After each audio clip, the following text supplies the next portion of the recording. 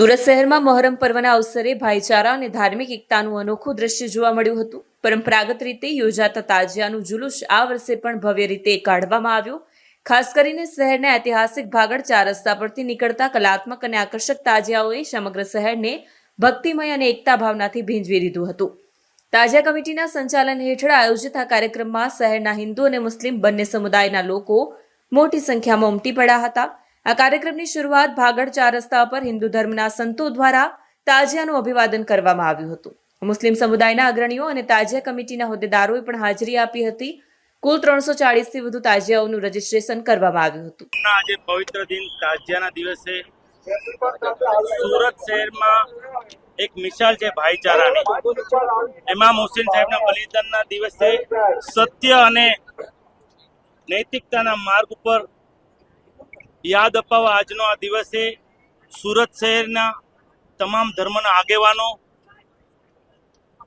શાંતિ સમિતિના સભ્યો દ્વારા આ કાર્યને હું બિરદાવું છું અને તમામ મુસ્લિમ બિરાદરોને આ મોહરમના તહેવારને શુભકામના પાઠવું છું।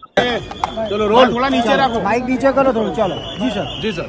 આજે મોહરમના પવિત્ર તહેવાર નિમિત્તે સુરત શહેરમાં કુલ 261 જેટલા નાના મોટા જો તાજિયા શહેરમાં અલગ અલગ વિસ્તારોમાં જો નીકળી રહ્યા છે અને રોડ રસ્તાઓ પર કોઈ તકલીફ ન પડે એના માટે જો એસએમસીની ટીમ અને પોલીસની ટીમ સંકલન છે અને તમામ આયોજકોને સંકલન સારી વ્યવસ્થા કરવામાં આવેલી છે। અને આ એવા દિવસ છે જો સુરતના શહેરના તાસીર છે કે તમામ કોમના લોકો હળી મળીને રહીને જો સુરતને આગળ લઈને જાય છે। એને જ આજે જો એક મિસાલ પણ પેશ કરવામાં આવી, જ્યાં માનનીય કેન્દ્રીય મંત્રી શ્રી CR પાટીલ સાહેબ, માનનીય મેયર શ્રી, સાંસદ શ્રી, MLA શ્રી, તમામ જો પદાધિકારીઓ અધિકારીઓ અહીંયા હાજર હતા જો। અને અમે પોલીસ તરફથી સુરક્ષાના તમામ જવાબદારી પોલીસ નિભાવી રહ્યા છે। કરીબ 5000 જેટલા પોલીસના બંદોબસ્ત ડિપ્લોયડ છે।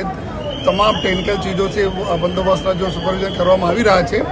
સાથોસાથ જો લોકોના સહકાર છે જો અમારે માટે સૌથી અગત્યના હોય છે, આ સહકાર મળી રહ્યા છે। એના માટે હું તાજિયા કમિટીના તમામ અસદભાઈ એની ટીમ અને કદીરભાઈ પીરજાદા અને એની પૂરી ટીમનો ખૂબ ખૂબ આભાર માનું છું।